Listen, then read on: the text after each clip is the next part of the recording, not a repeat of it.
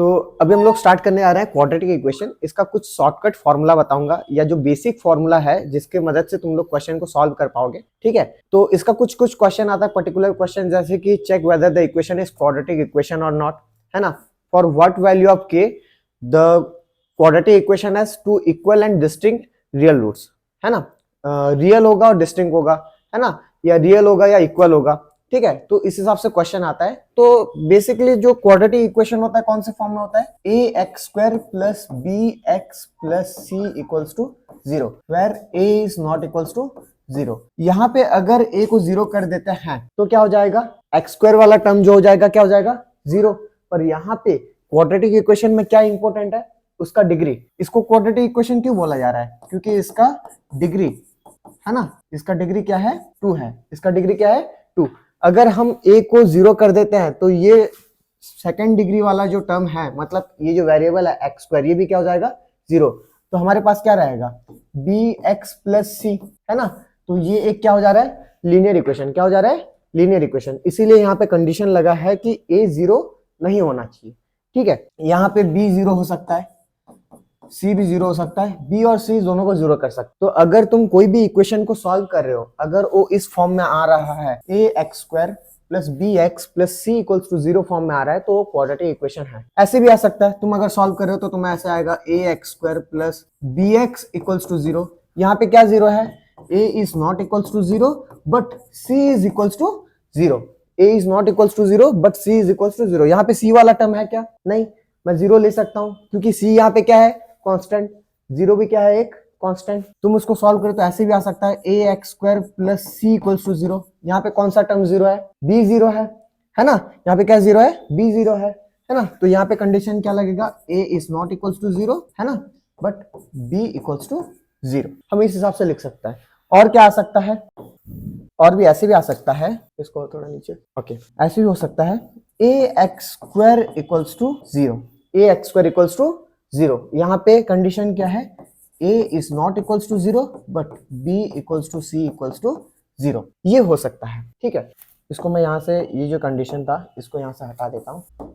Okay, तो एक quadratic equation, तुम जब कोई भी तुम्हें क्वेश्चन दिया होगा, तुम उसको जब भी सॉल्व कर रहे हो तो तुम्हारे पास क्या क्या आ सकता है, आइदर ये आ सकता है, a x square plus b x plus c equals to zero के फॉर्म में आ सकता है, वरना a x square plus b x equals to zero आ सकता है ना। A x square plus c equals to zero में आ सकता है, या a x square equals to zero आ सकता है। अगर ये सबका एक एक एग्जाम्पल देखा जाए, सॉरी, अगर ये सबका एक एक एग्जाम्पल देखे, ये भाई बहुत ज्यादा ही बड़ा हो गया रे। ओके, अगर इसका एक एग्जाम्पल देखा जाए तो इसका एग्जाम्पल क्या होगा, जैसे कि मैं लिखा 2x square plus 3x plus 4 equals to zero. ठीक है, इसमें क्या है, a भी है, b भी है और c भी है ना।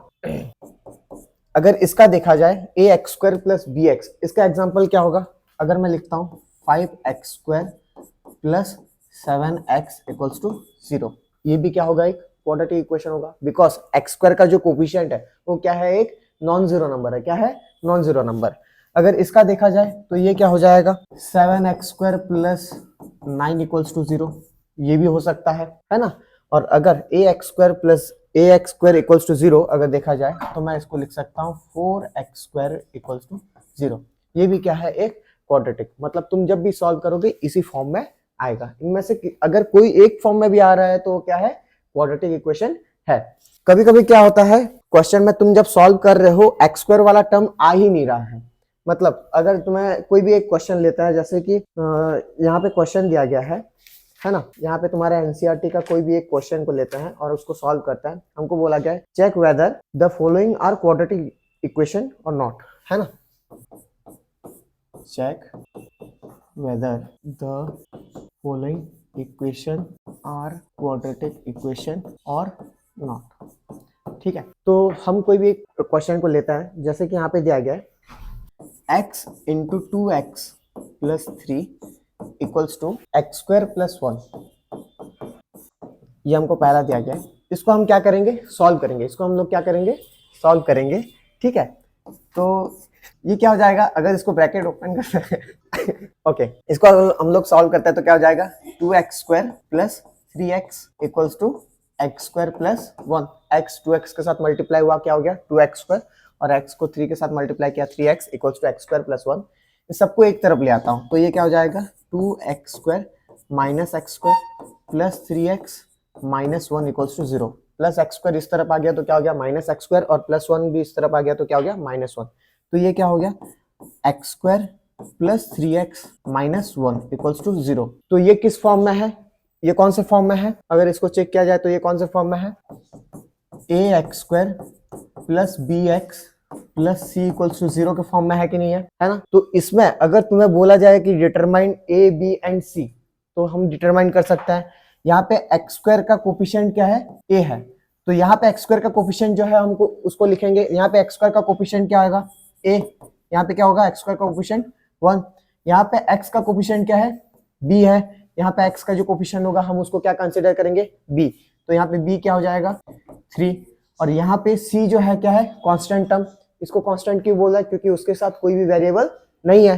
तो यहाँ पे वैसा टर्म देखेंगे जिसके साथ कोई भी वेरिएबल नहीं होगा तो हम उसको क्या बोलेंगे सी कंसिडर। तो यहाँ पे क्या है -1, सी इक्वल्स टू -1। बहुत बच्चे क्या करते हैं कि साइन को छोड़ देता है, सिर्फ 1 सोचता है कि सी का वैल्यू क्या है 1, पर हमको यहाँ पे साइन भी कंसिडर करना है, बिकॉज ये सारा चीज किसमें है पॉजिटिव में, किसमें है पॉजिटिव में, इसीलिए हमको जब सी भी लेंगे तो हम उसको साइन भी कंसिडर करेंगे। ठीक है, तो वैसा एक और क्वेश्चन देखते हैं।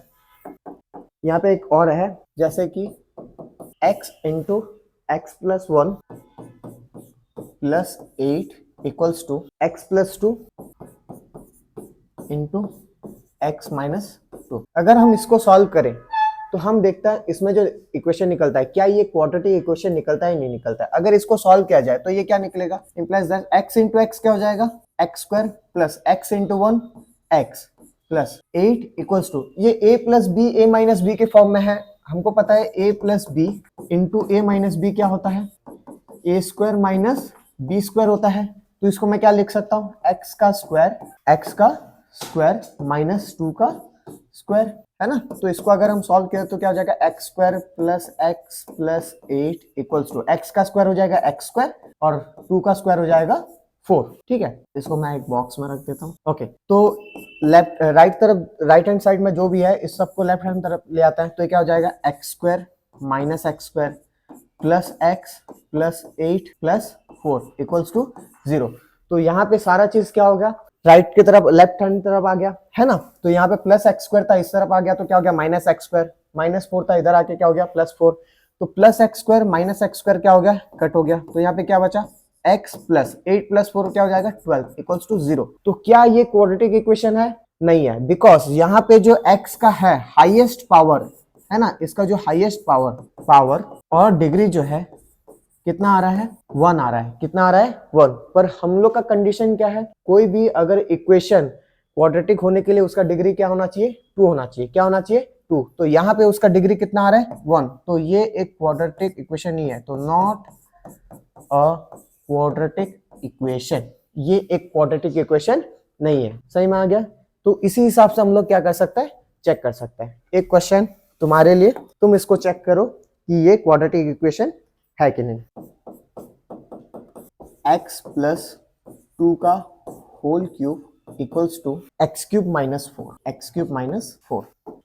X cube minus 4। अब इसको सॉल्व करो और इसको फाइंड करो कि ये एक क्वाड्रेटिक इक्वेशन है कि नहीं। कहाँ, हाँ ठीक है, स्टार्टिंग लगे। तो जितने लोग का ये क्वेश्चन हो गया होगा इस नंबर को मेरे को अपने हम लोग के व्हाट्सएप नंबर में इसमें भेजिए, है ना। हम देखते हैं कि कितने लोग एक्चुअल में इस सब नंबर को कर रहे हैं करना। ठीक है, ओके, तो हम आगे बढ़ते हैं। अभी जैसे कि इसमें कुछ वर्ड प्रॉब्लम आता है ना, तो कोई भी एक वर्ड प्रॉब्लम को सॉल्व करता है और उसमें देखता है कि इसको कट कर देना है और कट कर दो और एक बार शुरू करता है। कट कर देना थोड़ा। ओके, तो अभी जो क्वाड्रेटिक इक्वेशन होता है इसको सॉल्व करने का या जो तरीका होता है बहुत सारा तरीका है। ठीक है, तुम्हारे बुक में अभी फिलहाल के लिए तो 2 ही है। ठीक है, तो क्वाड्रेटिक इक्वेशन को सॉल्व करने के लिए तुम लोग को जो मेथड पता है, सबसे पहला मेथड है स्प्लिटिंग द मिडिल टर्म। और कौन सा मेथड होता है, एक होता है क्वाड्रेटिक इक्वेशन, क्वाड्रेटिक फॉर्मूला के हिसाब से भी, है ना, हम इसका रूट्स या इसका जीरोस निकाल सकते हैं, या हम ये जो क्वाड्रेटिक इक्वेशन है इसको और कौन से हिसाब से सॉल्व कर सकते हैं, और एक होता है completing the square method. Completing the square method, तुम्हारे सिलेबस में ये कंप्लीटिंग द स्क्वायर मेथड जो है ये कट चुका है, 2 साल से ये कट चुका है। तो तुम लोग का अभी फिलहाल के लिए स्प्लिटिंग द मिडिल टर्म आता है और एक आता है क्वाड्रेटिक फॉर्मूला। तो इससे हम लोग क्या करेंगे, इससे हम लोग उसका जो क्वाड्रेटिक इक्वेशन दिया रहेगा उसको सॉल्व करेंगे या उसका वैल्यू निकालेंगे।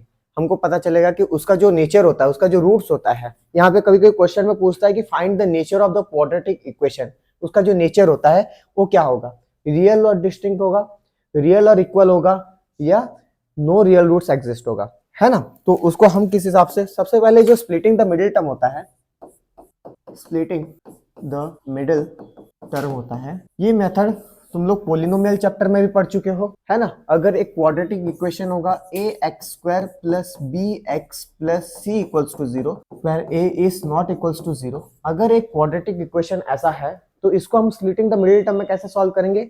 इसका जो मिडिल टर्म है b, हम इसको क्या करेंगे, 2 हिस्सा में क्या करेंगे, स्प्लिट करेंगे। क्या करेंगे, स्प्लिट। सपोज इसको मैं b1x और b2x में मैं क्या किया, उसको स्प्लिट किया। क्या क्या, b1x और b2x में स्प्लिट किया। तो इसका कंडीशन क्या होता है, b1x प्लस b2x करने से सबसे पहले क्या होना चाहिए, bx होना चाहिए, है ना। और अगर b1x इंटू b2x हम लोग कर रहे हैं तो ax² इंटू c के साथ इक्वल होना चाहिए। या हम ऐसे लिख सकते हैं, अगर b1 प्लस b2 कर रहा हूं तो b के साथ इक्वल होना चाहिए। अगर b1 इंटू b2 मतलब जो टर्म को हम 2 हिस्से में स्प्लिट किया उसको अगर मल्टीप्लाई करने से a इंटू सी के साथ क्या होना चाहिए, इक्वल होना चाहिए। क्या होना चाहिए, इक्वल होना चाहिए। तो अगर हम लोग इसको देखें, सपोज मैं एक क्वेश्चन लेता हूं, जैसे कि एक क्वाड्रेटिक इक्वेशन है x² plus 6x plus 8 equals to 0, x² plus 6x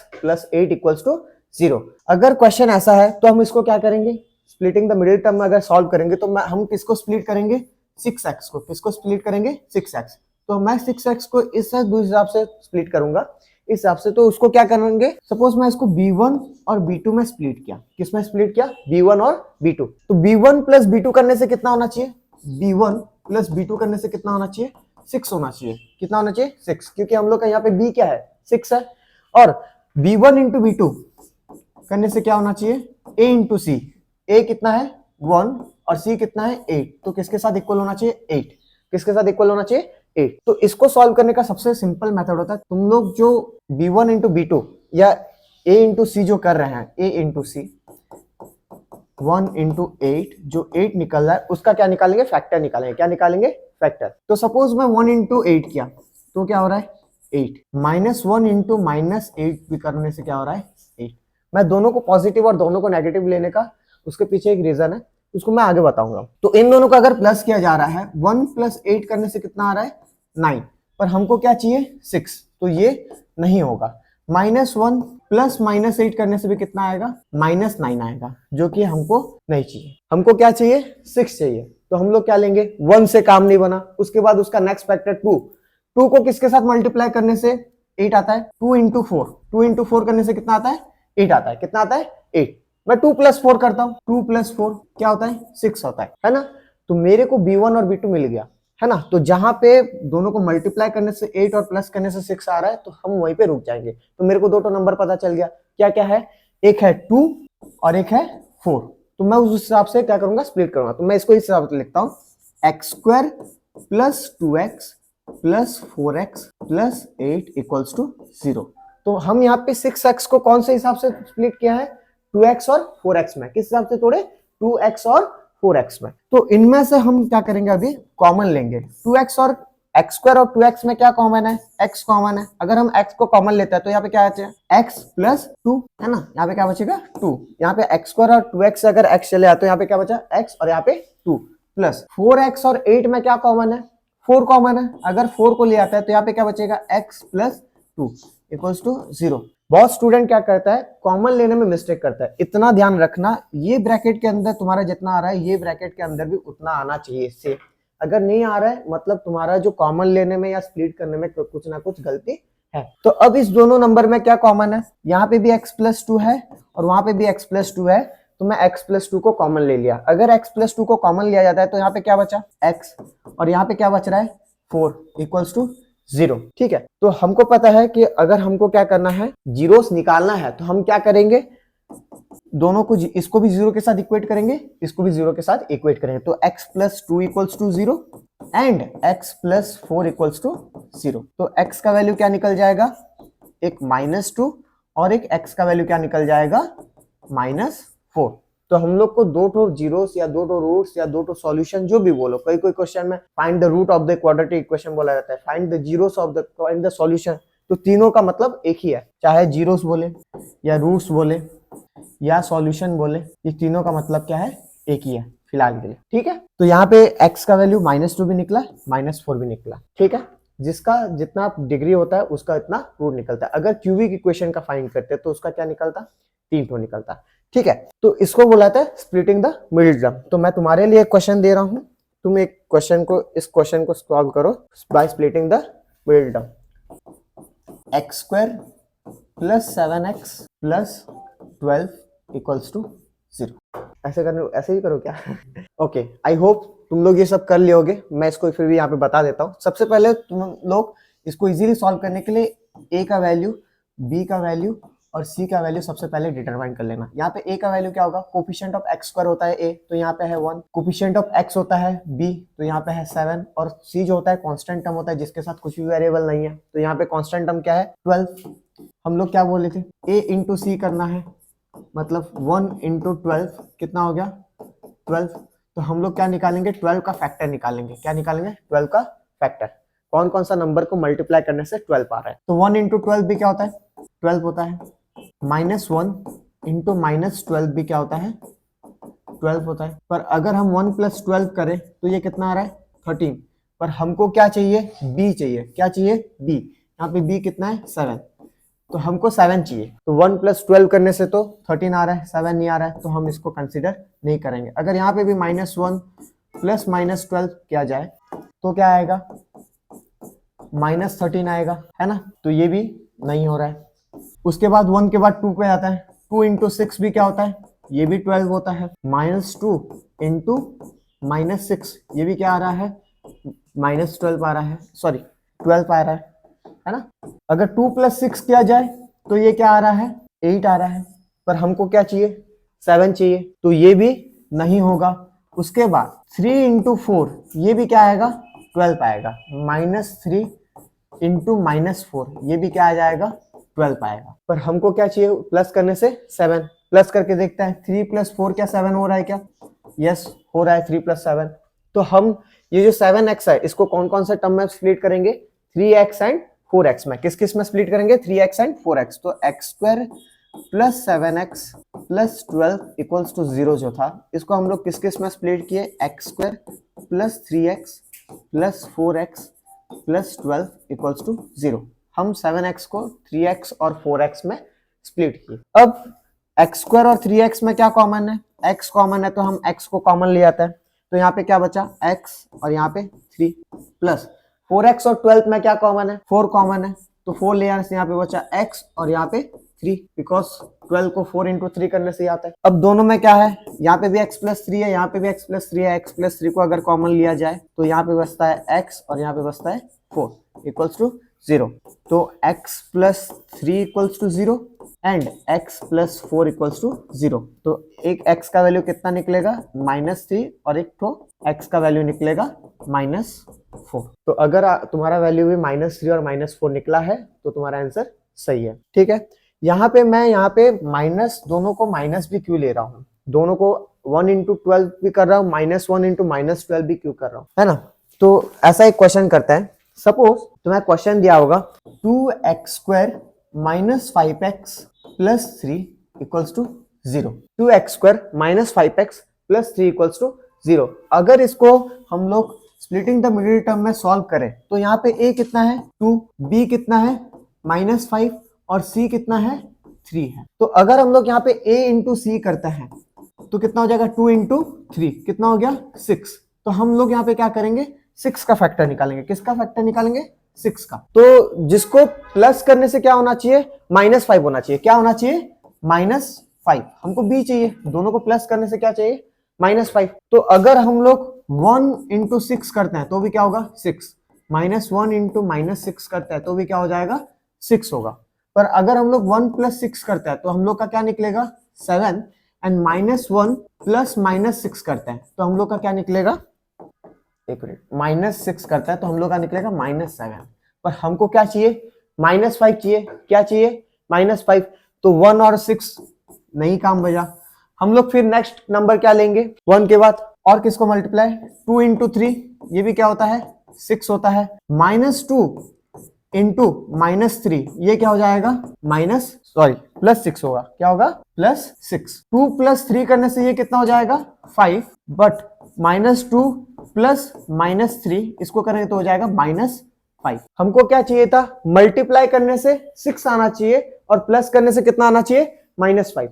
तो कौन सा नंबर में स्प्लिट करने से आ रहा है, -2 और -3, किस में आ रहा है, -2 एंड -3। तो इसीलिए हम लोग इसको किस किस में स्प्लिट करेंगे, -2 और -3 में। इसीलिए कोई भी नंबर अगर तुम मल्टीप्लाई करने से पॉजिटिव आ रहा है और उसका b अगर नेगेटिव आ रहा है तो हम दोनों को क्या लेंगे, नेगेटिव लेंगे। क्या लेंगे, नेगेटिव। अगर a और c को मल्टीप्लाई करने से पॉजिटिव आ रहा है, a इंटू सी करने से अगर पॉजिटिव नंबर आ रहा है तो तुम b1 एंड b2 दोनों को क्या लोगे, नेगेटिव लोगे। क्या लोगे, नेगेटिव लोगे। ये हर एक क्वेश्चन में ऐसे ही होगा। अगर तुम्हारा a इंटू सी पॉजिटिव आ रहा है और b नेगेटिव अगर है तो b अगर नेगेटिव है तो b1 और b2 दोनों को तुम्हें नेगेटिव लेना है। यहाँ पे b1 भी नेगेटिव लेना, कंसिडर करना, और b2 को भी नेगेटिव कंसिडर करना, ठीक है, ओके। तो इसको हम लोग सॉल्व करें तो ये क्या हो जाएगा, 2x² - 2x - 3x